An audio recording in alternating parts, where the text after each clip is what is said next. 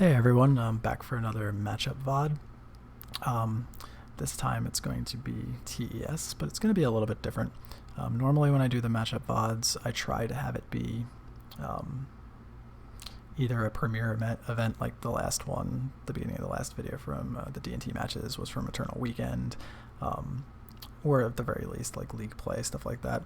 But this time it happened to be late at night. I was hanging out with Bryant Cook, and we were both done playing our matches for the evening, and he challenged me to play some TES versus my new depths list. And obviously whenever a player of Bryant's caliber offers to play Magic against you, I think it's a good idea to say yes. It's always a good experience, and since my deck was brand new, or relatively brand new this week, it would be interesting to see how the matches played out. So we elected to do that. Just one note is that it was very late when we started to do this. I think it was after 2 o'clock in the morning on the East Coast. So please be gentle if you happen to notice any play mistakes on either side. So that said, we ended up playing a 3-match set. I was running the new depths list that I've been on for about a week. Not going to go through it too much. I did put a VOD together if anyone wants to know my thoughts specifically on this and why it looks the way it does. But basically it's just a rainbow 5-color land mana base instead of fetch lands to support blue cards, Stifle and Flusterstorm in the main and the sideboard respectively, that I think are huge upgrades in certain problematic matchups. So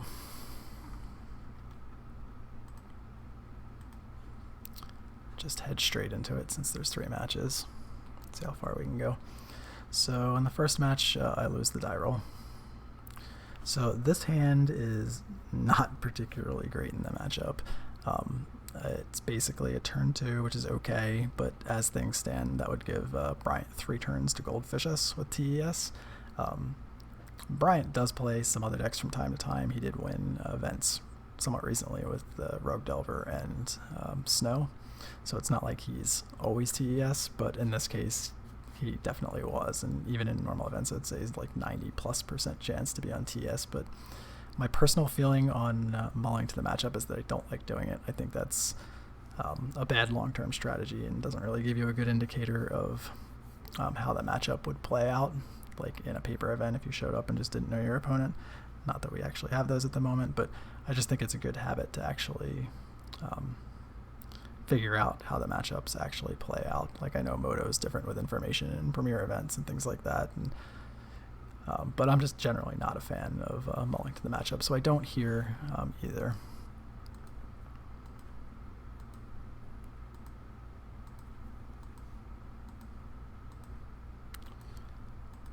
So here Brian starts with fetch land, LED, crack LED, discarding the rest of his hand to early echo. This is a really strong line that the TES deck has available to it. From our side, there's just nothing we can do about it. Even the old black-green versions in a post-board game with Mind Break Traps wouldn't have been able to do anything about this. Like, it's literally the second spell, so it's just something that you just have to keep in mind, that you just may lose your hand and get a force mulligan from time to time, and you just have to cross your fingers and hope that the echo is not so broken that you just don't die immediately. So in this case, it ends up with basically a couple of Moxes, the Opal and the Chrome, Imprinting Veil, with an LED and a Wish Call. So for anyone that's not super familiar with the Epic Storm, there's lots of flashpoints on mana for when they can take specific lines, whether that's Burning Wish into Peer, or Wish Claw into Ad Nauseam. So the sweet spot here is 6 mana, 1 to activate the Claw, and 5 to cast the Ad Nauseam. So they're already representing that on board with 6 mana for next turn, which means that we're going to need to draw some sort of interaction, or we're just going to get Ad Naused from either probably from 19 next turn. So what we would be looking to draw here is either a Needle to cut the claw off entirely.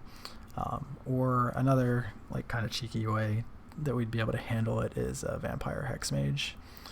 Because we have the Lotus Petal in hand, we could play it on turn 1. And one of the cute uses, a Hexmage has just uses in basically every match. You know, you always run into like either an Aether Vial or a Planeswalker. There's always something that Hexmage can handle. But in this case, it can take the counters off, the 3 counters off Wishclaw Talisman, and turn it into a statue that basically only turns the Mox Opal on. So we'd be looking to draw one of those 2 pieces. So we draw a Mana Confluence. So basically we can't really do a whole lot. We kind of just have to let them do their thing. So if we take a look, they basically just use the claw to get the Ad Nauseam. And if you look at the revealed cards, they didn't make him go through it because it's double Lotus Petal, so he's got both colors, the LED, multiple rituals, and the Burning Wish. So we were just very deterministically dead in a number of ways. Probably could have even gotten a Grave Shot if he felt like it. But we were at the very minimum, very Tendrils dead. This deck is very explosive, so I think they're likely, even with the 2 Stifles that are in the list, I think they're probably still favored in game 1. This card doesn't line up particularly well against Veil of Summer unless we're on the play, and the deck is just going to get under our combo in a decent percentage of games, which is part of the reason why I think having a really good strong sideboard for combo matchups and Storm matchups in particular is important. So really quick before starting game 2, I guess it's worth taking a fast look at how we would sideboard just this once. So there's some cards that do have text in the matchup, but I don't particularly think you can afford to keep. So Not of This World is at the top of that list. They do bring in some number of bounce spells between Chain of Vapor and Echoing Truth, depending on the setup. So you can expect at least a couple bounce spells in the 60 post board. So I think those, despite the fact that they can protect Lodge from a bounce spell, aren't really where we can afford to be. So I think those cleanly swap with the Flusterstorms. We also want to bring in Collector Oof, and I think we basically, it's a 23 land deck that runs 24 because of the utility lands, and then you always have the freedom to board out a land. So in this case, Bazooka Bog's not particularly good. Usually the Echo only ends up in the graveyard off the LED right when they're going to cast it, so it's unusual to be able to actually get too much value out of Bazooka Bog. Maybe you can like minimize some Rite of Flame mana here and there, but it's not a very important card in the matchup, so I think that's a clean swap. The other questionable cards like Force of Vigor, not really keen on that. This deck doesn't have that many green cards, so normally occasionally you'll have a Spirit Guide, but normally you're pitching like a tutor to Force of Vigor, and I don't think that's where we want to be once we have 8 discard spells and 2 Stifles and 3 Flusterstorms. I think we want to be focused on disruption combo, and I don't think we want to be 2-for-1ing ourselves with Force of Vigor to hope that they have a particular draw that lines up poorly against it. The one card I do like on the draw for us is Leyline of the Void, taking away some of their Echo lines. I don't think it's great against TES, but I think one of the most devastating things that they can do early, besides just like killing us, is echoing us into a bad hand or echoing into a kill. And I think if we can shut off one of their explosive lines, that helps us quite a bit. So that's how I generally sideboard in the matchup. Well, I say generally, this list is like a couple of days old. So for game 2, we're on the play. So this hand is very good.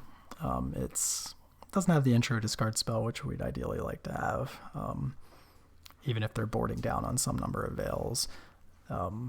It's still nice to be able to play one before that's a possibility, but this is a turn 3 combo with the Lotus Petal at the latest, and it also has the counter spell, so we're not going to be shipping this. So the one question is specifically what land we would lead on.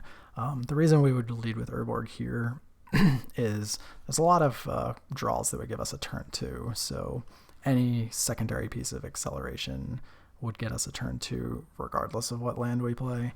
So if we draw another Petal or Spirit Guide, playing the stage on turn 2 and having the crop rotation with the 2 pieces of acceleration gets there. But the one draw that we'd get a turn 2 out of that we only get if we lead with Urborg is if we draw exactly Dark Depths. We would be able to play the Depths, and then at the end of their turn, if they tap down from a Ponder or something and we don't have to worry about a bounce spell, we could float 2 black and then rotate off the Petal, sacking Urborg, getting a stage and comboing on turn 2 that way. So that's why we lead with the Urborg in this spot.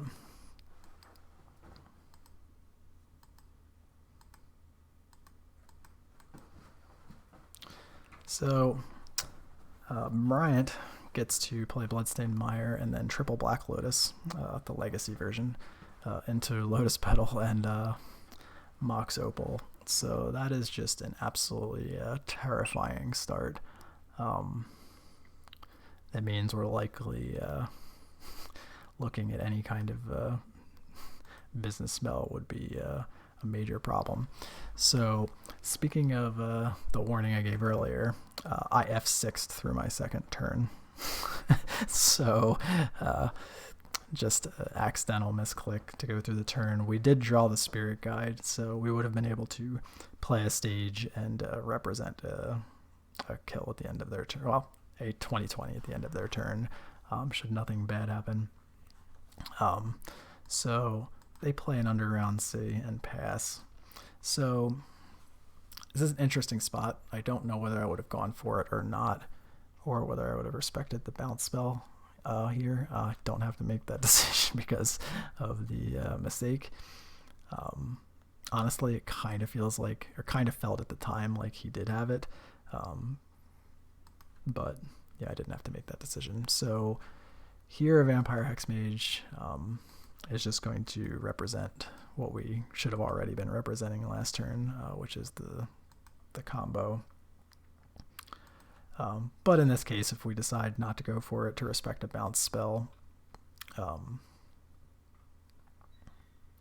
we at least have a minor clock, or to chip away a little bit to make the ad nausea, maybe if they don't ad nausea for a few turns, make it a little bit riskier.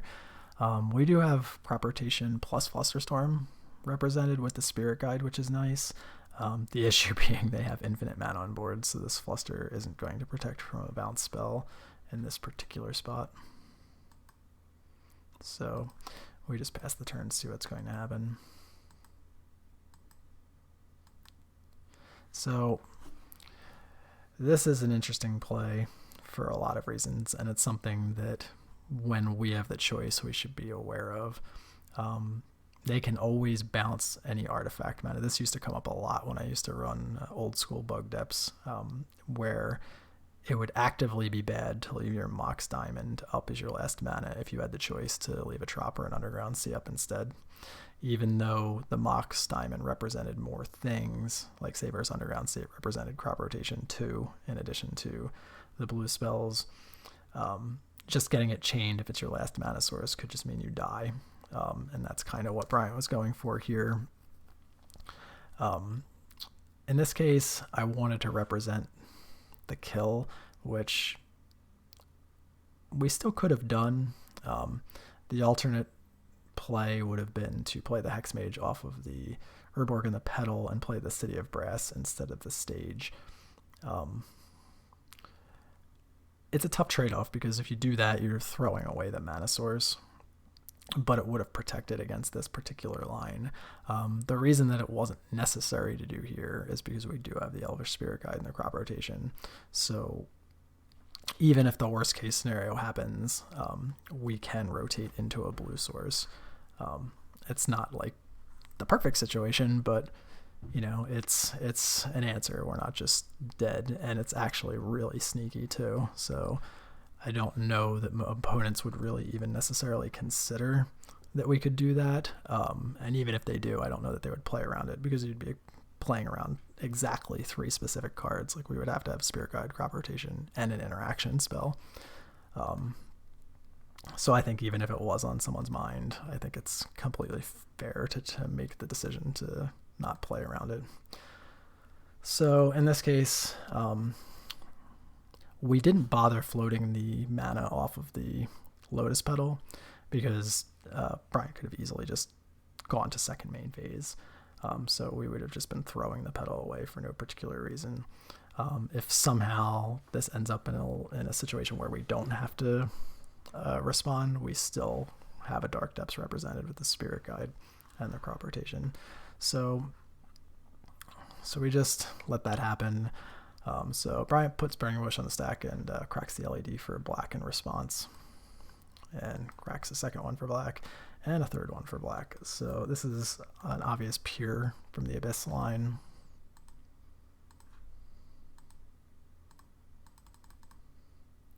So this is like one of the more like cheeky plays that you can make with this version. So we get to ESG crop rotate into a tri-land or into a 5-color land. Yes, it's kind of really at the moment a bug list. We can play different cards and have the mana to play different color cards, but we're really just on bug colors. So we know he doesn't have any cards in hand, so there's no we didn't actually need the storm count, but in maybe a slightly different situation, the extra spells and doing it that way would have actually mattered too. In this case, we're 1 over the necessary amounts, so we get to fluster that, and Bryant conceded to that.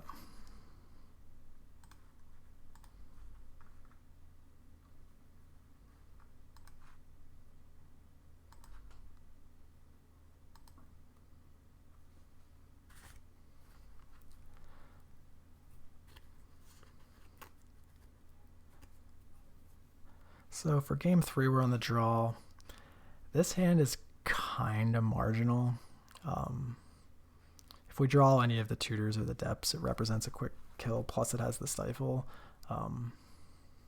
But it's kind of a trap hand too, and that depths can easily go 5 or 6 turns without seeing a tutor. Like that's not, that wouldn't be outrageous math to not hit the depths of the tutor for a few turns. And if that happens, we probably would be very dead. So this is a questionable keep. I'm not even sure. Just looking at it now, I think it's probably a mulligan, but in the game I kept. It's probably relying just a little bit too much on top decks.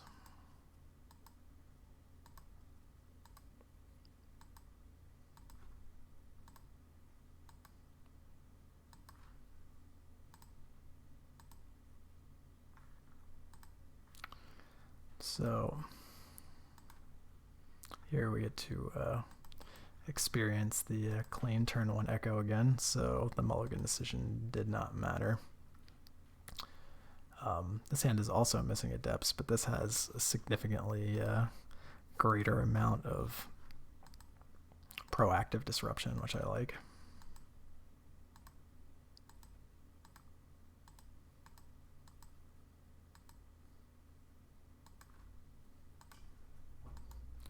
So a couple of Moxes and an LED into a defense grid, so we're kind of fortunate on a couple of fronts. The first being that our disruption lines up very well against the defense grid. We didn't get force mulled into a stifle hand or a flusterstorm hand. We hit some discard, plus we just immediately top decked the Dark Depths too, which is solid.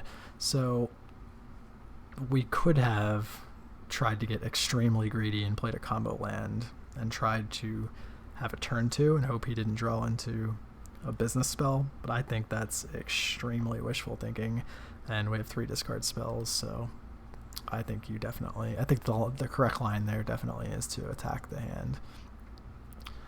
So in this case, we just leave a leftover grid and take the 1 business spell and play the petal and pass.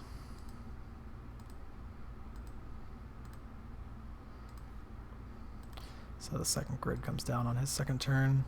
So there's basically 0 chance we're ever playing a stack-based interaction spell. So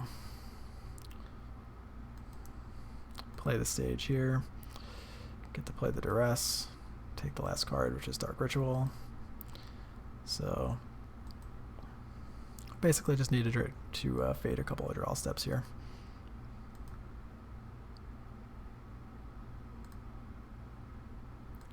So Brainstorm and plays LED and passes it back.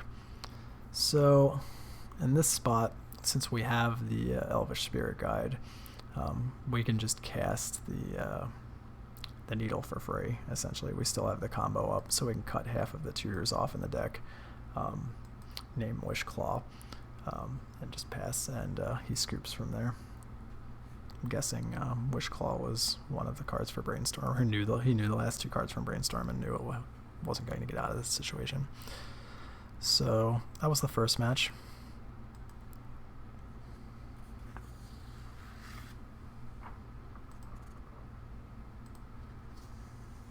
Oh.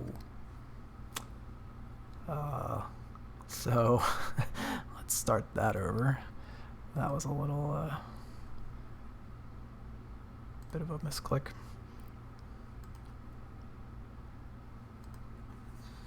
Okay, so in this particular game, we win the die roll. So, no, that's not the right game at all.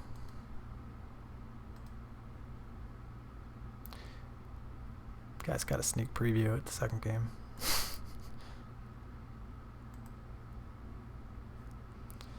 Okay, so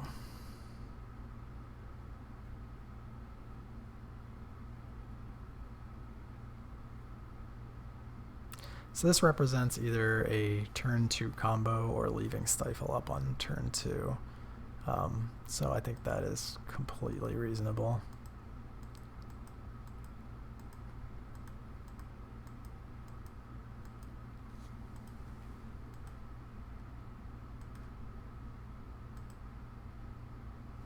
So we just scrying for the tutor and leave the Stifle up and pass.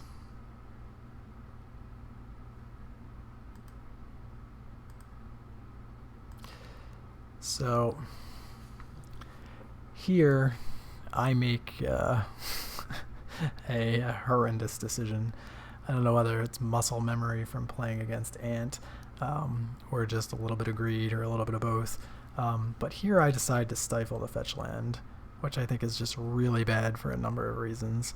Stifle's very good against the TES line. Sometimes they have to go all in with cracking an LED in response to a Wish Claw line. Sometimes they just get to the kill and don't have a way to actually play around Stifle. So it's just a really strong card in the matchup, and to spew it here is just really poor and just kind of risky on top of that. So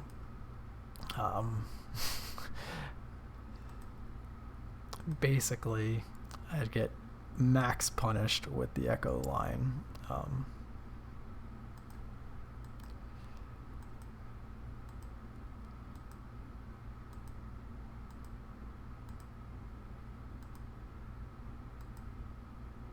And Bryant showing off the full power of the deck, and despite getting his land stifled on turn 1, just cleanly kills me through it.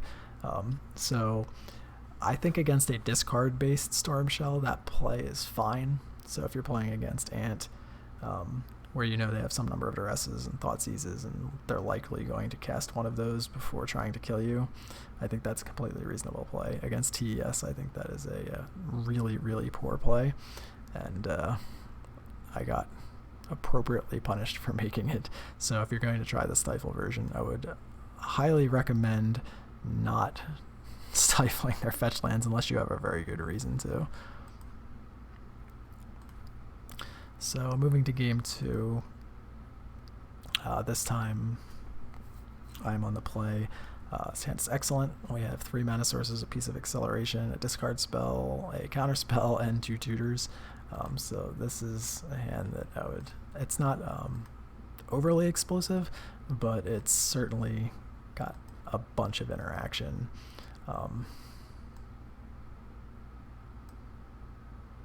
That we'd want to keep. So this is an interesting decision right off the bat. So they do have redundant cantrips, so you could make the argument that Dark Ritual is the card that should go. That's not the decision that I came to. I think that I'd rather cut off any potential dead draws. So the draw this turn,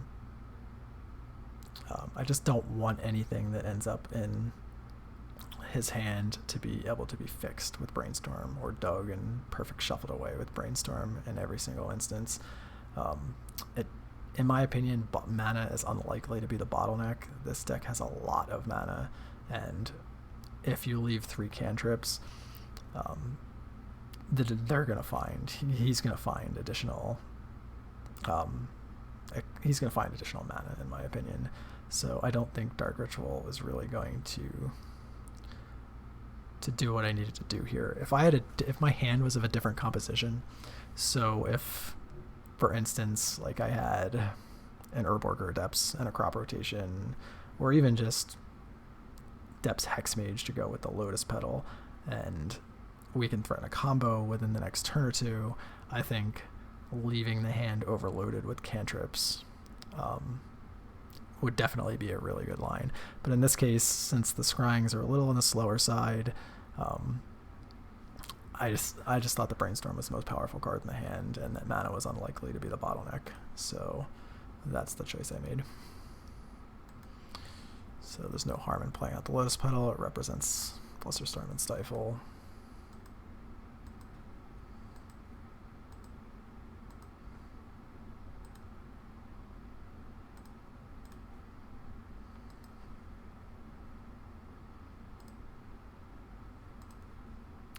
So Bryant ponders that was a no shuffle and passes the turn back.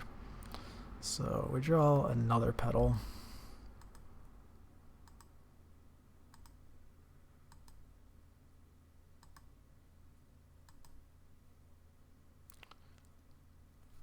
So the reason we use the petal there instead of playing a second land is because we want to play the combo land here, so that we're not off by another full turn.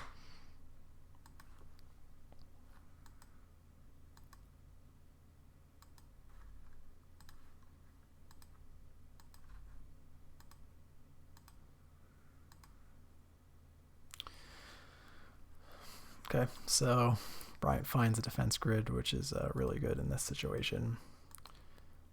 Kind of plays with our Flusterstorm quite a bit. The Duress is a solid draw that enables us to play the discard spell and the tutor and have the combo up for next turn. So in this case, hand is pretty good. It's not it's not particularly close to killing us. He could draw Ad Nauseam off the top, and that would do it, or cantrip into some combination of cards that do it. But in this case, I think it's a pretty clear, we kind of have to just take the tutor.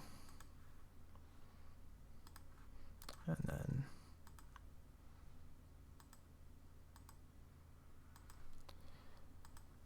not really even a discussion about leaving a guard down, because we can't play through defense grid anyway, so we just use the tutor to get the last piece of the combo.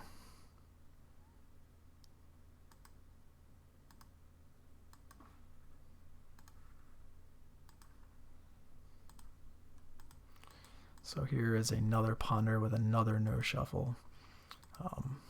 Chrome Mox and Prince Brainstorm.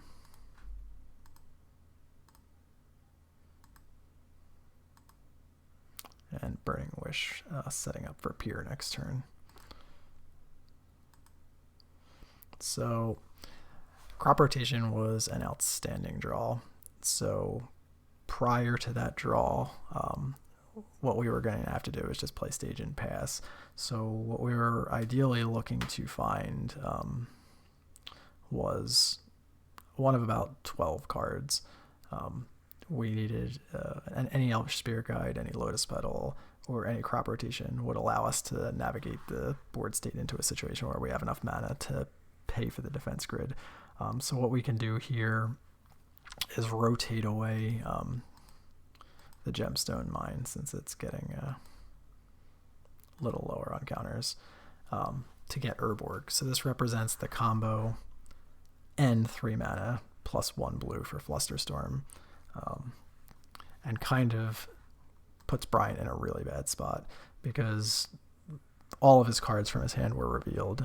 We know the last two before he Burning Wished were Right and Dark Ritual, and we know the Pure Into the Abyss. So it kind of, the combo's sitting on board, so he has to react. But at the same time, it's going to walk into an unfortunate Flusterstorm.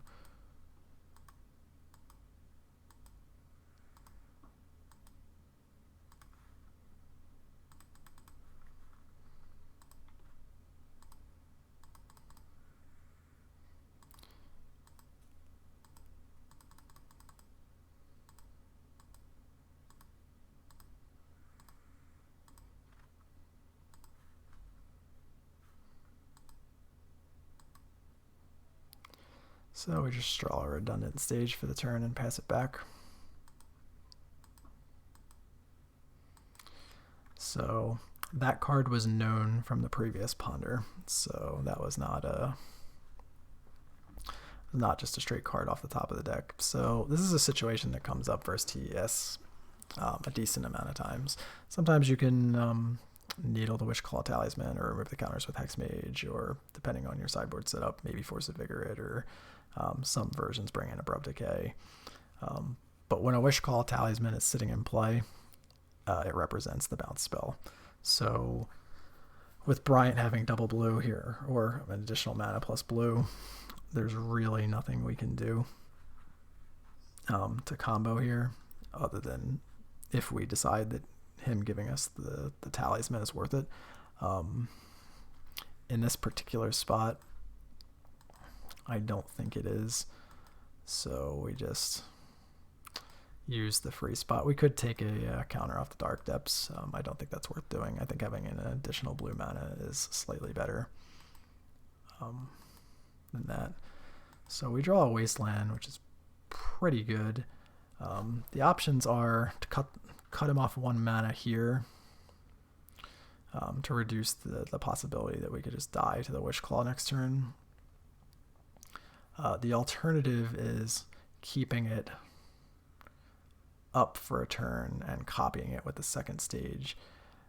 We don't want to copy it with the stage and then use it because we're not threatening the combo at that point. So I think the play here is to pass. If he passes without doing anything, copy the Wasteland, and then Wasteland both of his dual lands next turn. So here Bryant plays a second defense grid. As mentioned before, when I made a couple of questionable decisions, it was very late when we were playing these matches. So what happened here is Bryant just cast his spell just a little too quickly, and tapped one of his blue sources, in this case the Chrome Mox, to play the second defense grid.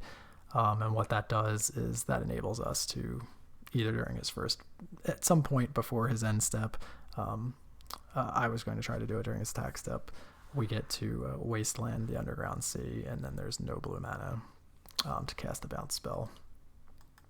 So that just ends the game by making Lodge at the end of the turn.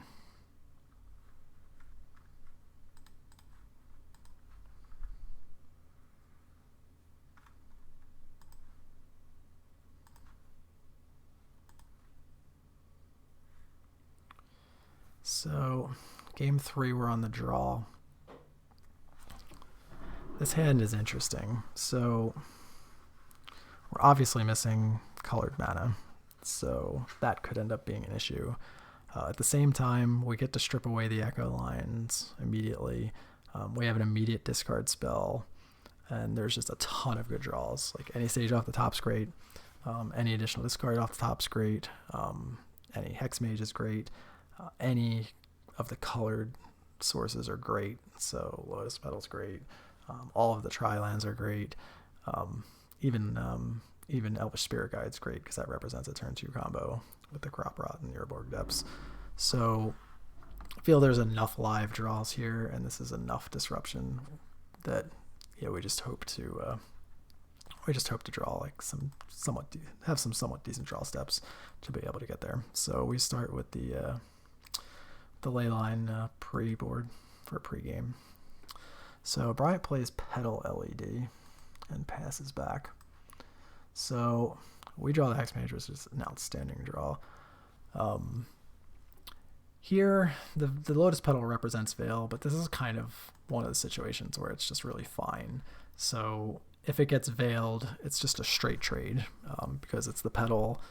The petal trades for the Thoughtseize, and the Veil just replaces itself. So that's not the end of the world. It's not the blowout that Veil of Summer can be. So here, that's exactly what happens. So he gets to cycle through the Veil, and the petal trades for the Thoughtseize. So Bryant plays Mire and passes. So we have a choice here between playing the Hexmage and passing and playing a Needle and Wishclaw. Needle's never going to get to name Mire, and even if he didn't crack the Mire in response, it's still not even that great since the Urborg makes a swamp anyway. So I think this is just a Hexmage play.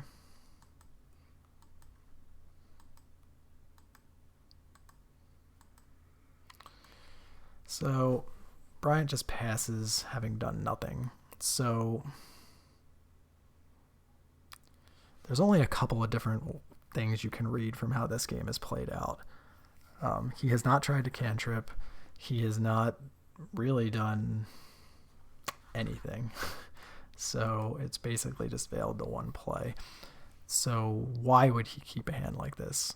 And you could talk yourself into, okay, well, he had the LED and the petal in the opener. He kept this hand on the back of an Echo of Eons. And maybe that's the case. I think the likelier story, and it could be both, but I think the likelier story is that there's just a bounce spell here. Like, it just, the no action, like, I don't know that he would have kept this particular hand that had no way to dig or reset or do anything just on the back of an Echo with that many cards. So I believed he had the Chain of Vapor here, so I elected to untap. So given that we have the extra turn and we have nothing else going on at all, here it makes complete sense to just needle off the Wishclaw Talisman and cut some of the tutors off, then crash in for 2.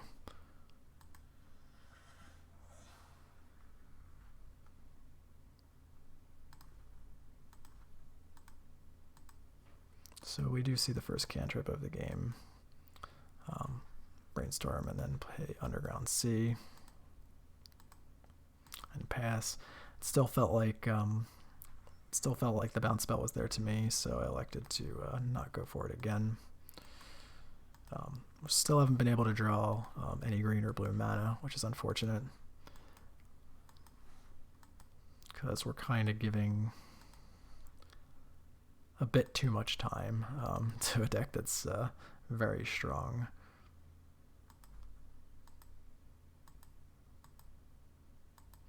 If I had a second depths or something along those lines, we could easily fire it off and go for it and just reset and try and go again. But that line is just not available to us. So at the end of our 4th turn, the chain hits our Wishclaw Needle. So you can make the argument that there's a point, and there is in a lot of games, where you should just go for it anyway, even if you think the chain's there, because the chain's going to break our back in a different way at a later point. If his hand was completely reliant on Echo of the Eons, this chain could have hit the ley line. If his hand is going to try and kill with a Wishclaw, can hit the Needle. So sometimes going for it allows you to strip out the answer to those particular cards and continue to lock them out of something like Echo and Wishclaw. In this case, I felt like we were starting to establish enough of a clock where maybe we can take off ad nauseam, and we were just kind of a colored source away from really having something good going on, and protection. So any green source was protection from Chain of Vapor. So I think it was worth it, but I think it's close, and you could definitely make the argument that I gave Bryant just a little bit too much time in this spot, and should have just absorbed the hit and hoped to top deck some mana, given that we had some pretty good other strong cards. But that's not the line I took, and I'm not 100% sure that would be right either. It's just something to consider, like when you should just throw a 2020 to the wolves, so to speak. And you never know. It could have just been a representation or a bluff too, so it may not always be necessarily throwing a 2020 away. It could be calling someone's bluff with the upside of your hate permanents get to stay in play even if it gets bounced. So that's not what happened here though, and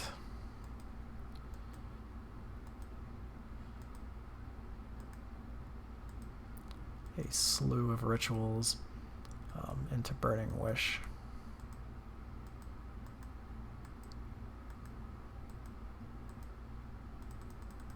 Into Peer from the Abyss, into a cascade of cards whenever they draw half their deck.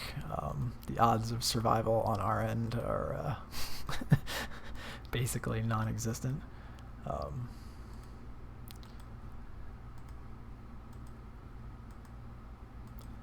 So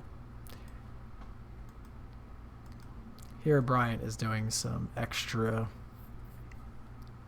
effort to play around, like even though we're tapped out in one of the earlier matches, the Elvish Spirit Guide crop rotation into a blue spell mattered, so he had every resource at his disposal to be able to play around it, and like the great player that he is, correctly did. So as soon as the defense grid comes down, the game's basically over. Well, the game is going to be over anyway, but even if we had a trick, the game was over at that point. So the claw comes down.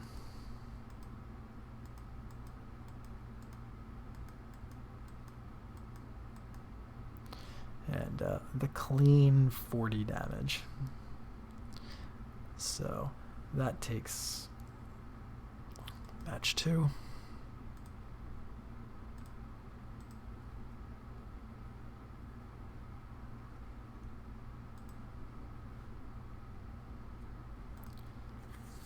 So for the final match, Bryant won the die roll. So this particular hand is turn 1 disruption into turn 2 tutor into turn 3 combo. So that's not the kind of game 1 hand I would ever say no to.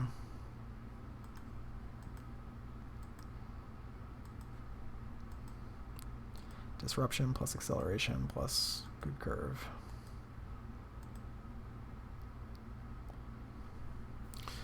Okay, so Bryant fired off a ponder and kept and played pedal. So we're not getting complete information here, but we're in a spot where we still fire off the Thoughtseize, very similar to the last match. The pedal is up, so if the Veil's there, it's unfortunate we don't get to see the hand, but it's basically a trade of Thoughtseize for pedal, so it's not the end of the world.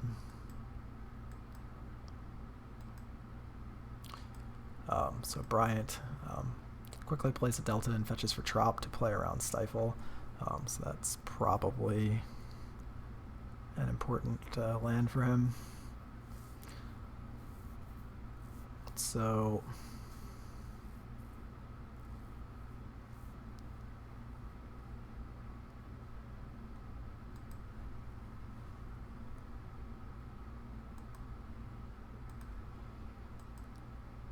even though it's a little odd to just throw away the Elvish Spirit Guide, I think we want to, the way this is played out, I think we want to represent Stifle and Flusterstorm here, so I think it's worth using the Elvish Spirit Guide to Sylvan Scrying. If we just played the Scrying off of the 2 lands, we can't combo until turn 4 anyway. If we play the Stage and Sylvan Scrying off of Confluence and Stage, that works, but that just gives a massive green light to the other side that we can't really do anything. So I think I would much prefer to kind of have a threatening presence up as opposed to not. In this case, I think our options are much less limited this turn around, though. If we opt to play the Hex Mage and a third tri-land behind it, or just like play the Urborg and play the Hex Mage off of double black, leaving blue up, he's going to go for it anyway, I think, because that represents crop rotation. So we're kind of in a situation where it's going to force his hand either way. We might as well put the kill on the table at this point. Last turn, I think it could have bought a turn if we were bluffing. This turn, you can't just have Hex Mage and a green source in play. The opponent is just going to go for it every time.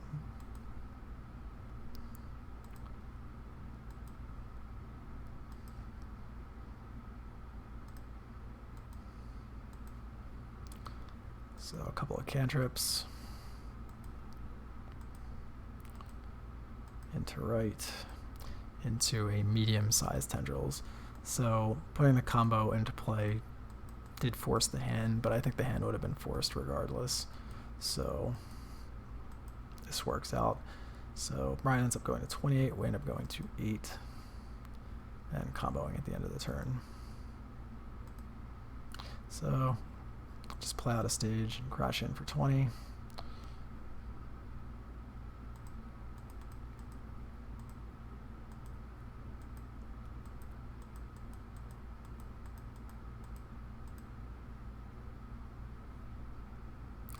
And a ponder shuffle, and then a scoop in that particular game. So we were a little bit on the fortunate side. Draw didn't come together for him, but sometimes that's the way it goes on both sides, and we take the good fortune when it comes. So we're on the draw again for game 2.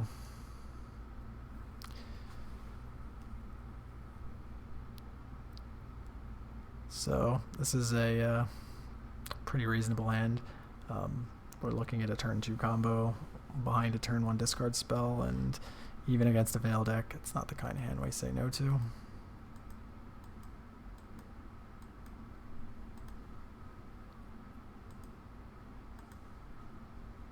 So turn 1 claw into our favorite forced mulligan Echo.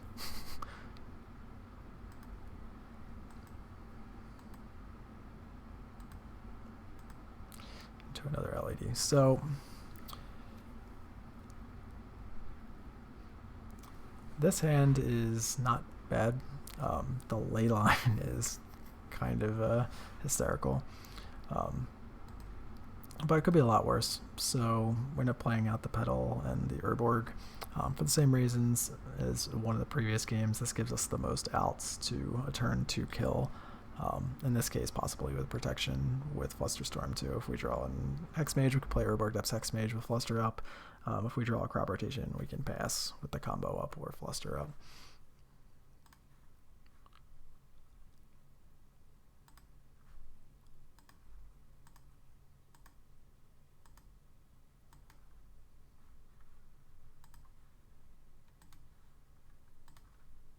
So Bryant wishes for another Echo of the Eons. And elects not to use it. That would have worked out very well for us with the Flusterstorm had he chosen to do that there. He wisely did not. So the crop rotation does come off. So we are threatening the combo or threatening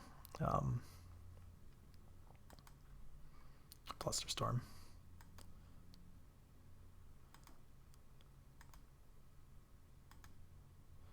So Dark Ritual into Defense Grid is really,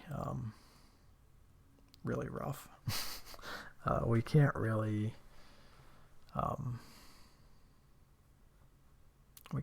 combo into Open Mana plus Wish Claw Talisman plus the ability to echo for a new hand. that's just not going to work. We're not going to be able to Flusterstorm through the grid.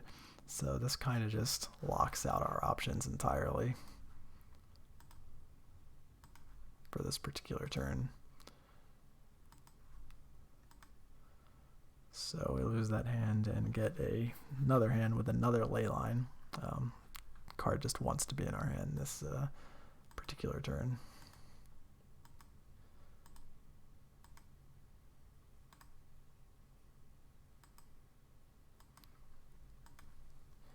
So ponder shuffle into second grid. So to low spell. So we are just not going to be interacting with blue spells in this particular game. There, the needle is a great draw. So this echo drew us into the last piece of the combo, plus a pile of discard, and then we drew the needle too. So the first thing we definitely want to do is start off with a discard spell to see where we stand. Duress is the best one just because it hits actual ad nauseum on the off chance that that happened. So here we see Burning Wish, Dark Ritual. So I think this is an easy Burning Wish. And in this case, we could just pass with the combo up, but there's too much mana in a Wish Claw, so that's not something we could even entertain doing. So we put the needle into play on the Wish Claw, so we've knocked out both business spells. Here we could theoretically bluff an Elvish Spirit Guide, but I don't think that's worth it. I think it's just better off to just get the ritual out of there too. One of the other arguments for waiting is you could fire off the discard spell next turn to do a bounce spell check. So that's definitely a thing, but I think the Dark Ritual is worth getting out of there now.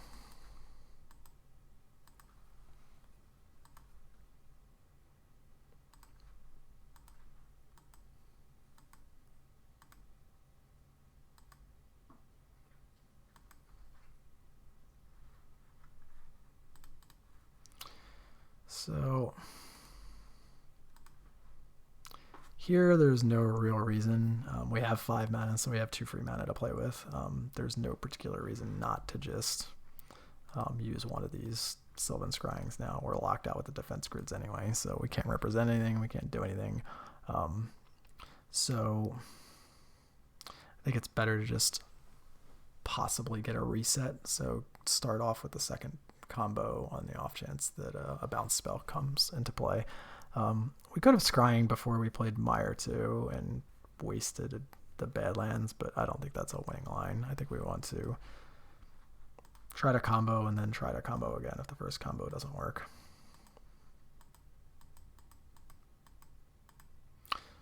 So Bryant's Brainstorm found ad nause, and he waited the extra turn to have the appropriate mana.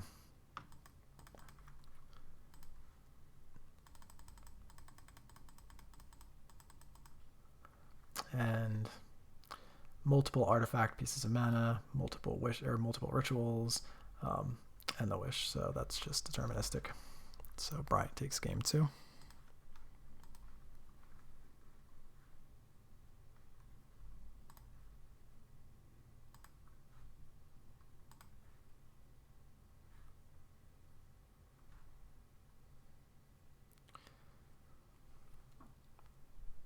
So this hand's pretty good. It's a turn 2 plus a needle for a Wish Call Talisman. It's not ideal. I mean, we'd much rather. It's really fast, but ideally, instead of the needle, we would have a discard spell, or like a Flusterstorm or a Stifle or something along those lines. But yeah, we're not. This isn't the kind of hand we can send back either. So just fire off the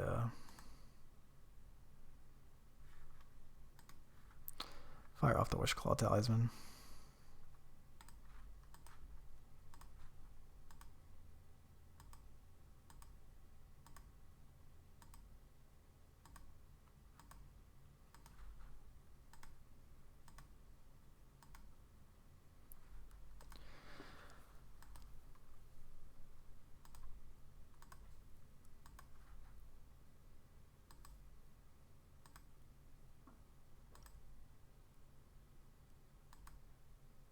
So pretty big turn there, including a ponder keep at the end, where Mox into defense grid, into Opal. So this is a pretty good setup for Bryant. Cuts off a bunch of our top decks. So basically, again with the grid, it's just going to be, effects on the table, so to speak. So there's no reason not to just crop rotate into the remaining piece of the combo and play the Hex Mage and pass and cross our fingers.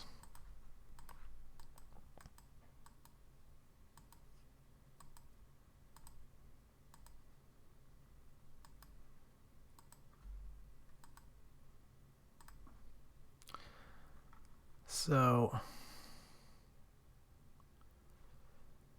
this forced, since there was no LED in sight, this forced an actual hard cast Echo, which is pretty good for us, obviously, especially considering the land drop was already made for the turn. This isn't like a high probability situation for TES. Here we're pretty unlikely to be able to do anything with the mana, but there's no reason not to float the Elvish Spirit Guide. In this situation, I don't think it's going to be relevant.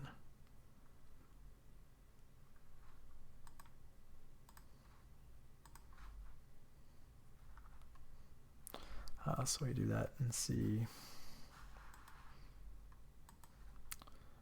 a bunch of cards that don't particularly matter in this situation. So we see LED into another Echo of Eons. So again, just float the green.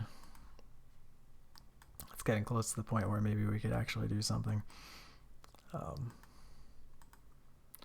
So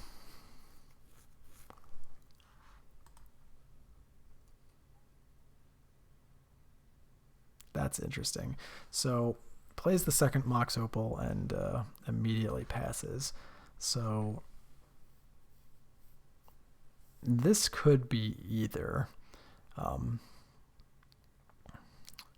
I mean, it kind of signals that, yes, I have a bounce spell, but it could also just be that we have the kill on board and he just didn't have it. His Echo just didn't assemble a kill, at which point all you can really do is bluff this. So normally that would be a really hard one to suss out. In this case, it actually doesn't matter because the third Echo brought us into a hand where we can combo again next turn and cast a discard spell next turn. So again, similar to in one of the other games, if they have the chain, it'll prevent them. Forcing them to bounce the 2020 will prevent them from being able to bounce the Wishclaw Talisman at the end of our turn if we don't go for it, and then we just have the ability to go for it again anyway. So all signs point to go in this particular situation. So we make the 2020. The chain does get fired off. The defense grid doing work here too, because theoretically Elvish Spirit Guide for crop rotation would get Sajiri Step in this kind of situation, but the grid locks out that line entirely. So we just have to let that happen. So what's nice about the Spirit Guide here is that with the Earthwork sitting in play, we can filter that into black mana very easily. So we just get to fire off the Thoughtseize. So basically it was just mana lands, another grid, and the one business spell. So we took the Wishclaw Talisman. Not that that could be activated anyway at the moment, but you never know, given a top deck into a chain, maybe something crazy happens. I still think that's the card that needs to go anyway. Even with the land drop and the Rite of Flame, that's not enough mana to do anything with Burning Wish next turn. So I think that's still a correct call, even though it's needled. So what we get to do here is just float the black mana off the mana confluence that we don't have to pay life for because of the Urborg. Use the ESG to crop rot that land away for the depths, which we can then tap for the second black and play the Hex Mage and pass.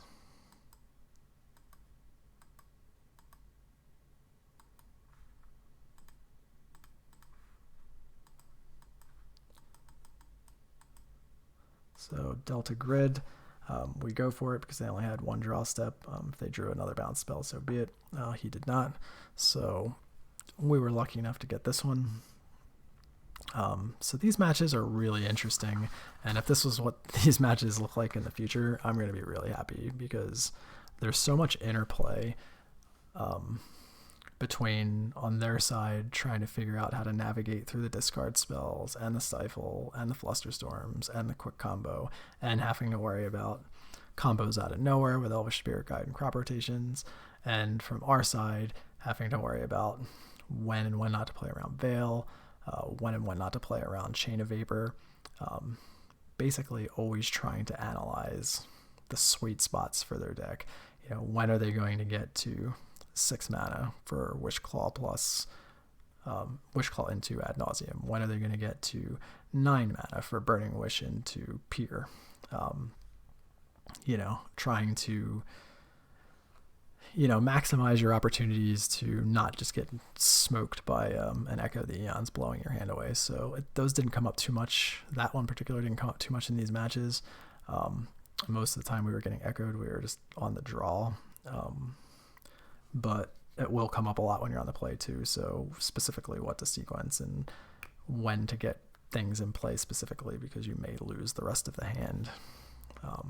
It's always worth considering as well. Other things didn't come up, like including Hexmage taking counters off the Wishclaw. I've had that come up a number of times for his other pilots. Just didn't happen here.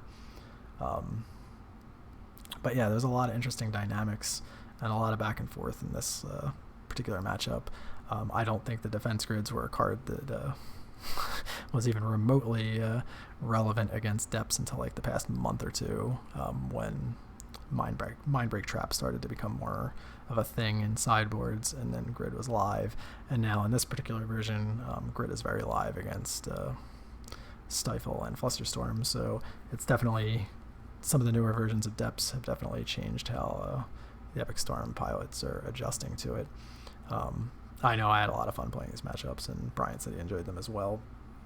And the matchup's kind of interesting, which, given some of the matchups in Legacy, which have kind of been more, there seems to be more one-sided matchups in Legacy than in years past. So it's nice to see one that's kind of right on the borderline, that could go either way, that has a lot of interaction on both sides, especially in a combo-on-combo matchup where sometimes, or a lot of the times, it's like 2 ships passing. That didn't seem to be the case here. We went to 3 games in all three matches. It was 5 games to 4. Like, it's as close as it could possibly be. Like, for him, there's top deck here, top deck there, and he would have won a couple of these games. Same thing in the other direction.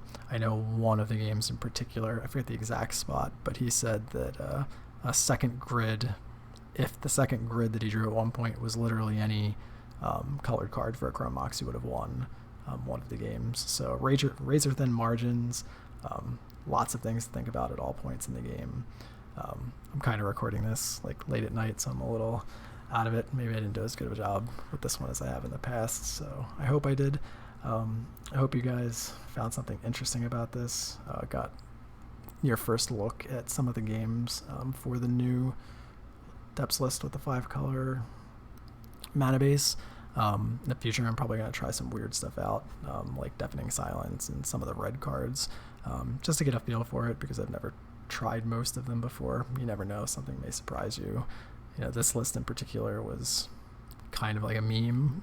When I started playing it, I just wanted to stifle people again, and it's ended up being good so far, so you never know. It's definitely worth trying out the rest of the stuff.